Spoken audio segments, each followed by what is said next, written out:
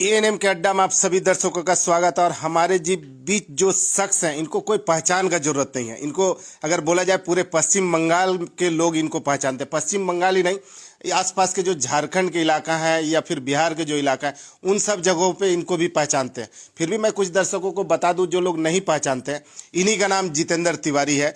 और आज मैं इनसे जो एएनएम का जो अड्डा है, आज अड्डा में इनसे हम बात करेंगे। भैया, एएनएम न्यूज में आने के लिए बहुत बहुत धन्यवाद। जी, बहुत बहुत धन्यवाद आपको भी मुझे बुलाने के लिए। भैया, देखा गया है कि आसनसोल नगर निगम का जो है, आप 5 साल टीएमसी में रह चुके हैं।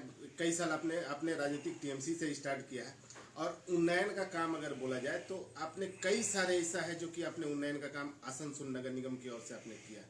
आपको क्या लगता है भैया, इस जो आने वाला नगर निगम का चुनाव है या फिर लोकसभा का जो चुनाव है, आपने जो काम किया है वो आप अभी टीएमसी छोड़ करके बीजेपी में आ चुके हैं, क्या बीजेपी पे इसका प्रभाव पड़ेगा? देखिए, ये तो दोनों राजनीतिक दल बताएंगे और लोकसभा चुनाव के बारे में तो मैं नहीं कह सकता, उसमें मुद्दे दूसरे होते हैं। लेकिन जहाँ तक स्थानीय चुनाव है, ये नगर निगम का चुनाव है, वहाँ पर राजनीतिक रूप से ये चुनाव लड़ा जाता है, लेकिन इस पर व्यक्ति की प्रधानता होती है। अब मूलतः जो काउंसलर्स होते हैं और जो पदाधिकारी होते हैं, उनका परफॉर्मेंस बहुत मैटर करता है, क्योंकि उनका डायरेक्ट कांटेक्ट रहता है जनता के साथ। तो वो जनता की आशा आकांक्षा को कितना पूरा कर पाए, जनता की जो उनसे उम्मीदें थे उस पर कितना खरा उतर पाए, ये परफॉर्मेंस तो जज होता है। और 5 साल हम लोगों ने जो काम किया, अब कितना सही कितना गलत, इसका तो प्रभाव आने वाले राजनीति पर तो पड़ता ही है। और मुझे उम्मीद है कि इसका प्रभाव जरूर पड़ेगा। आपकी पार्टी को लाभ मिलेगा अभी? अब ये तो पार्टी के और जो पदाधिकारी हैं वो इसका सही आकलन करेंगे। लेकिन मैं ये कह सकता हूं कि मेरे जिंदगी के ये महत्वपूर्ण 5 साल रहे। इस 5 साल में मैंने आसनसोल को लेकर मेरा जो सपना था उसे पूरा करने का बहुत प्रयास किया, और किसी भी बाधा को मैंने सामने आने नहीं दिया। बहुत से लोगों का गुस्सा मुझे झेलना पड़ा, बहुत सी पार्टी के लाइन से बाहर जाकर बहुत कुछ करना पड़ा, लेकिन मुझे जो आसनसोल के लिए अच्छा लगा, आसनसोल का आम आदमी क्या चाहता है, ये मैंने फील करने का प्रयास किया। और उस उम्मीद को पूरा करने का जो रिसोर्स थे, उस रिसोर्स के अंदर जितना किया जा सकता है वो करने का प्रयास किया। और ये 5 साल मेरे जिंदगी के यादगार 5 साल रहेंगे, और मुझे ये उम्मीद है कि आसनसोल की जनता के लिए भी ये 5 साल यादगार रहेंगे। भैया, आपने योजना स्टार्ट किया थे कि ग्रीन सिटी और एंड क्लीन सिटी, आपको क्या लगता है अभी आसनसोल ग्रीन या क्लीन है अभी? देखिए, इस योजना के स्टार्ट करने से पहले मैं जब मेयर बना, उसके 3 महीने के अंदर एक सर्वे रिपोर्ट आया केंद्रीय सरकार का, जो अर्बन डिपार्टमेंट है उसका एक सर्वे रिपोर्ट आया। उस सर्वे रिपोर्ट में ये दिखाया गया कि आसनसोल सबसे जो गंदे शहर हैं उनकी जो सूची है उसमें नीचे से 2 नंबर में है। ऐसी एक, तो मुझे बहुत शर्मिंदगी महसूस हुई कि हम बगल में धनबाद है, धनबाद से भी हम पीछे हैं। तो ऐसा क्यों है? हम क्या इसके लिए कुछ नहीं कर सकते? तो इसको लेकर हम लोगों ने एक क्लीन आसनसोल ग्रीन आसनसोल के नाम से एक योजना आरंभ की। उसके तहत बहुत साफ सफाई पर ध्यान दिया गया।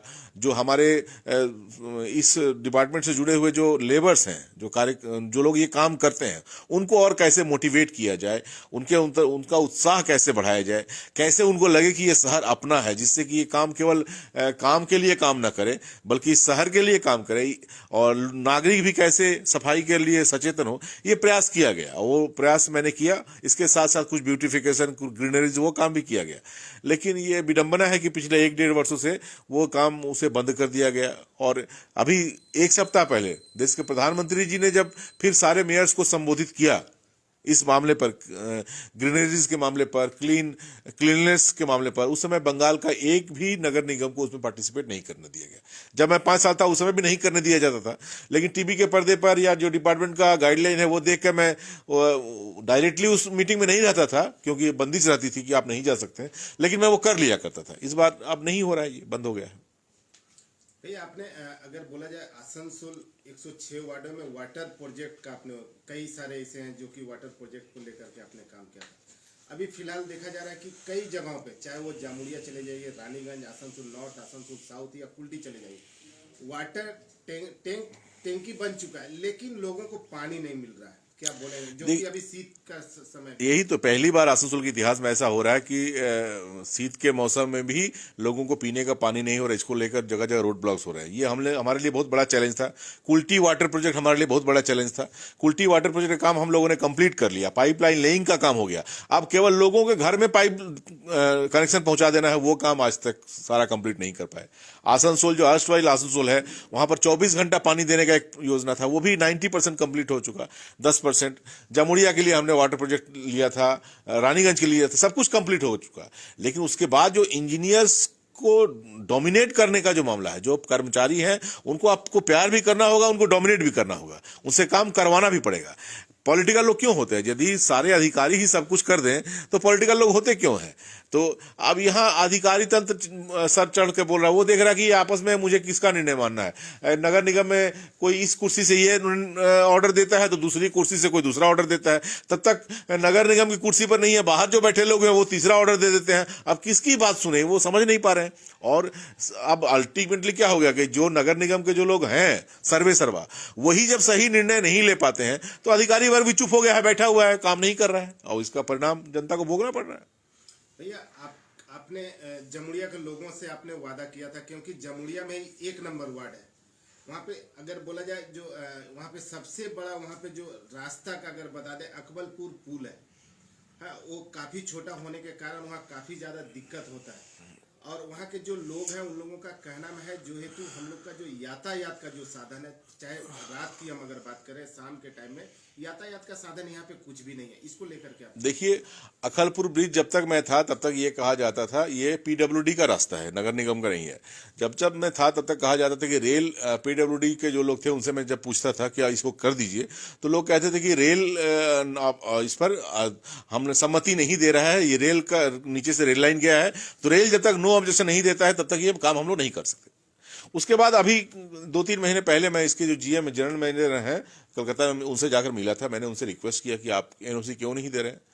उन्होंने त्वरित कार्रवाई करते हुए उस समय के डीआरएम को यह निर्देश दिया कि आप इसको देखिए, और डीआरएम ने उसका केवल अनुमति ही नहीं दी, अनुमति बनाने के बाद जो एस्टिमेट बना के वो भी दे दिया।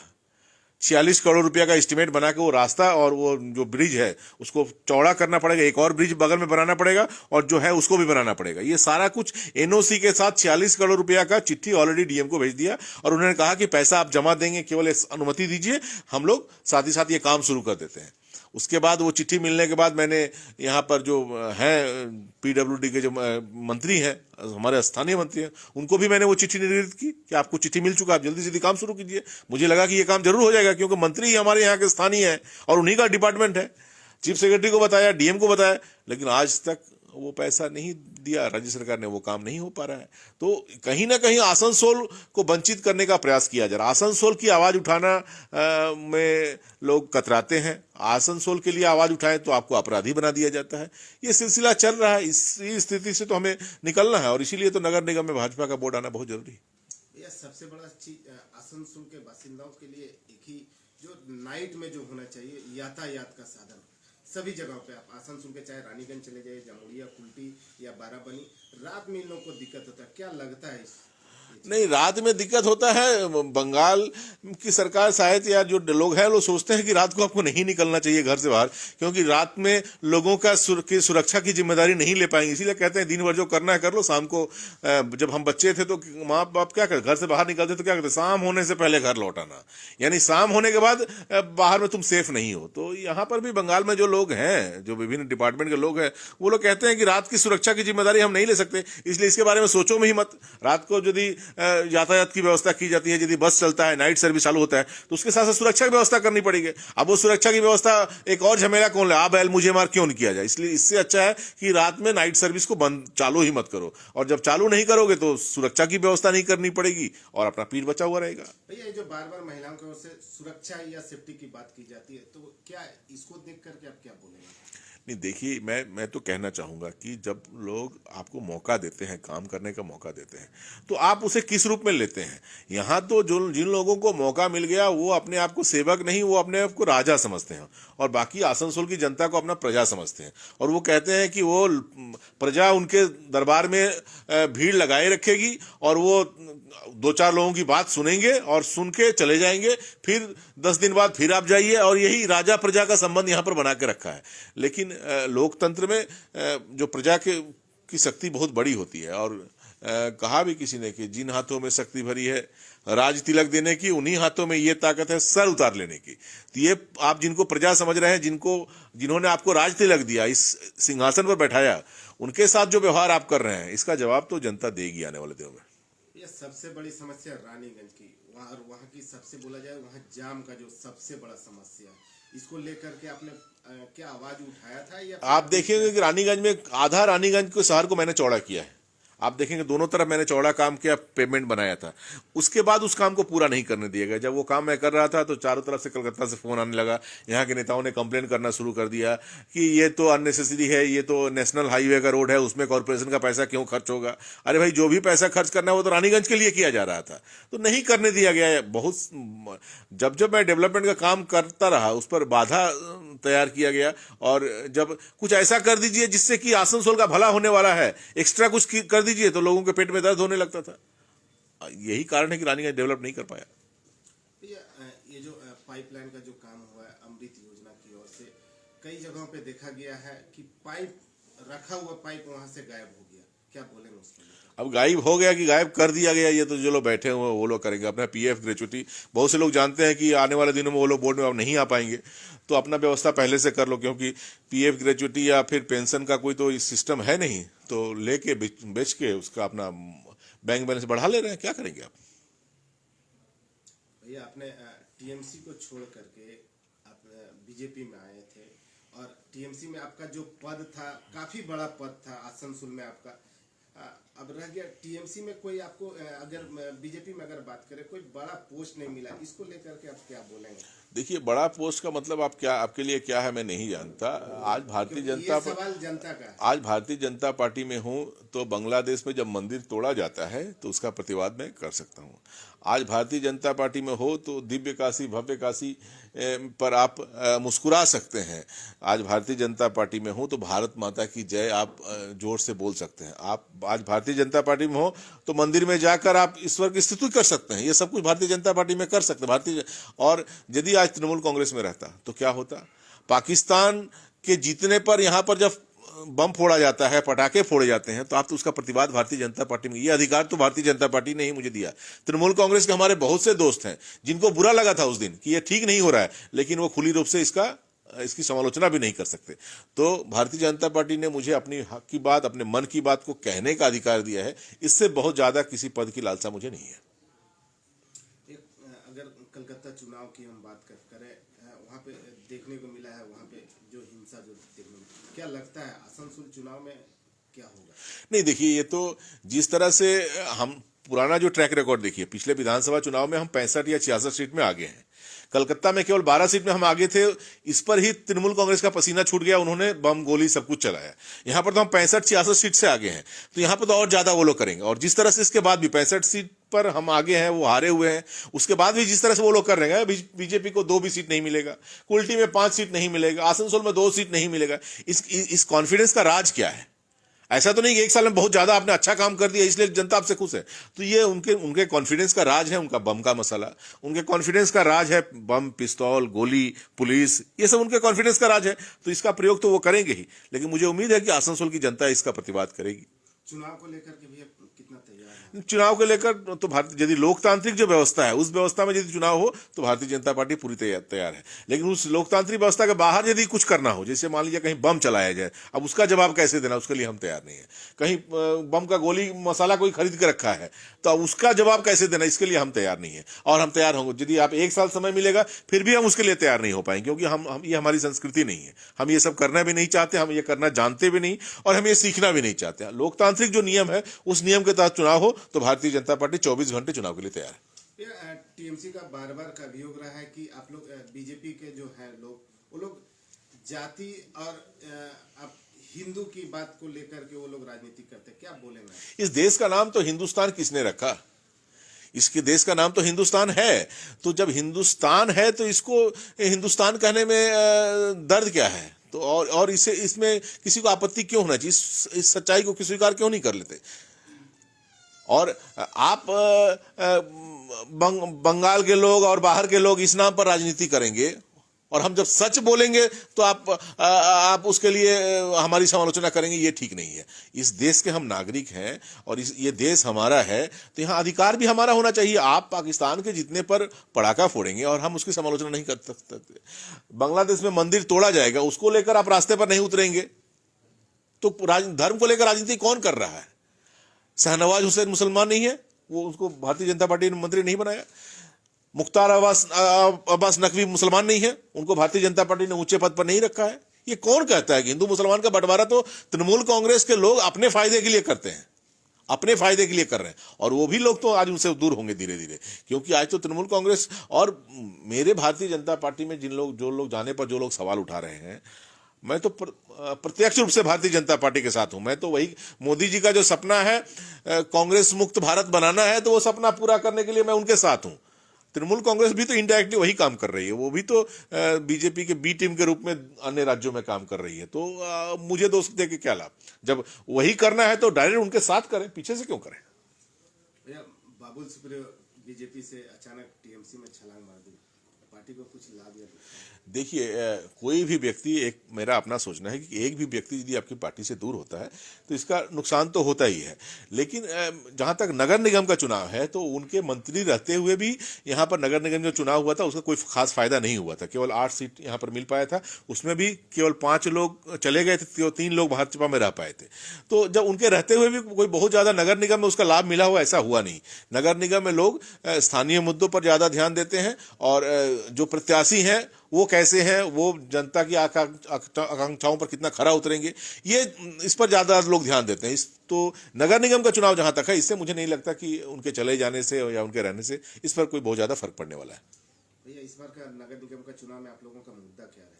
देखिए, मूल तो मेरे ख्याल से मुझे जो लगता है मुद्दा तो अपने मैनिफेस्टो जब जारी होगा तो पार्टी के जो पदाधिकारी हैं वो जरूर घोषणा करेंगे। लेकिन आसनसोल की जनता के रूप में मुझे जो लगता है कि आसनसोल को जो वंचित किया जा रहा है, आसनसोल को हेय करने का प्रयास, आसनसोल के लिए आप गर्व नहीं कर सकते, आसनसोल कलकत्ता की बराबरी नहीं कर सकता। जब आप कलकत्ता की बराबरी करेंगे, ऐसा कुछ करेंगे जिससे कि आपको लगे कि कलकत्ता को भी आपने पीछे छोड़ दिया, तो आपको दबा दिया जाएगा, आपको तमाचा मारा जाएगा और कहा जाएगा कुर्सी पर बैठना है तो आसनसोल की बात करना बंद करो। और ये मेरे ख्याल से बहुत बड़ा मुद्दा होना चाहिए। आप बताइए कि मैंने हम सारे लोगों ने एक पुरस्कार की घोषणा की थी, हर साल 15 अगस्त करते थे, शिल्पांचल रत्न पुरस्कार। वो आसनसोल शिल्पांचल के जो रत्न हुआ करते थे उनको हम पुरस्कृत करते थे। पहला पुरस्कार हमने दिया था सत्येन गांगुली, जो इतने बड़े पेंटर थे, जो आज हमारे बीच में नहीं है। दूसरा पुरस्कार हम लोगों ने दिया था संजीव जी, जो कुल्टी के थे, बड़े आज लेखक बन गए। कलकत्ता से निर्देश आया, इस साल वो बंद कर दिया गया। यानी आसनसोल का कोई रत्न नहीं हो सकता, आसनसोल का कोई व्यक्ति आसनसोल की आवाज नहीं उठा सकता। आसनसोल का कॉफी हाउस को लेकर कलकत्ता के लोगों के अंदर कितना दर्द है, आपको मालूम है कि कॉफी हाउस तो केवल कलकत्ता में होना चाहिए, आसनसोल में कॉफी हाउस क्यों हो गया? आसनसोल में मैंने आर्ट गैलरी बनाया, इसके लिए लोगों को दर्द है कि कलकत्ता में आर्ट गैलरी होना चाहिए, आसनसोल में आर्ट गैलरी क्यों होगा? ब्यूटिफिकेशन का जो काम होता है उसे कहा जाता है नगर निगम के द्वारा कि ये पैसा तो फालतू खर्च हो रहा है। अरे भाई, और कलकत्ता के लिए जब खर्च होता है, कलकत्ता पर करोड़ों करोड़ रुपया ब्यूटिफिकेशन पर खर्च किया जाता है, तो वो टूरिस्ट को आकर्षित करने के लिए है। लेकिन आसनसोल में यदि ये खर्च हो तो ये कहा जाता है ये फालतू खर्च है। तो ये कहीं ना कहीं आसनसोल को वंचित करने का जो प्रयास किया जा रहा है, या आसनसोल के अंदर जो पोटेंशियल है, इससे डर के लोग आसनसोल को दबा के रखना चाहता है। आसनसोल का मतलब मैं कहना चाहता हूं आसनसोल नगर निगम, आसनसोल, जामुड़िया, कुल्टी, रानीगंज, इस सारे इलाके को मैं लेकर कहता हूं। आसनसोल के पोटेंशियल को देखते हुए, इससे भयभीत होकर, जैसे कहा गया ना, एकलव्य को जब पता चल गया द्रोणाचार्य, क्योंकि एकलव्य तो अर्जुन को परास्त कर सकता है, तो गुरु दक्षिणा में उससे उसको उंगली मांग ली गई। तो वही हाल है, इस कुर्सी पर जो बैठेगा तृणमूल कांग्रेस का, उसको पहली शर्त यही दी जाएगी कि आसनसोल के लिए आप आवाज नहीं उठा सकते, कलकत्ता से आपको दब के रहना पड़ेगा। ये पहली शर्त होती है, और वो शर्त जो मानेगा वो यहां राज कर पाएगा, नहीं तो मेरे जैसे छोड़ के चला जाना पड़ेगा। भैया, इस पर बीजेपी को क्या लगता है, कितना सीट देखिए 66 सीट पर तो हम पहले से ही आगे हैं। उसके बाद लास्ट एक वर्षों में जो कॉर्पोरेशन का परफॉर्मेंस रहा है, जितना ठंडे के दिनों में आप देख रहे हैं पानी नहीं दे पा रहे हैं, तो ये देखते हुए लोग अभी रुष्ट हैं और वो तो जरूर बढ़ेगा और कम से कम 80 सीट हम लोग को यहाँ पर मिलना चाहिए यदि फ्री एंड फेयर वोट हो तो। ये लास्ट क्वेश्चन, शीत का समय है और 22 जनवरी को लेकर के गर्मा गर्मी पूरे आसनसोल में, क्या बोलेंगे? नहीं कोई नहीं, हम कहीं ये चुनावी समर है और चुनावी समर में कोई हारे कोई जीते, आसनसोल नहीं हारना चाहिए, आसनसोल की जनता को पराजित नहीं होना चाहिए।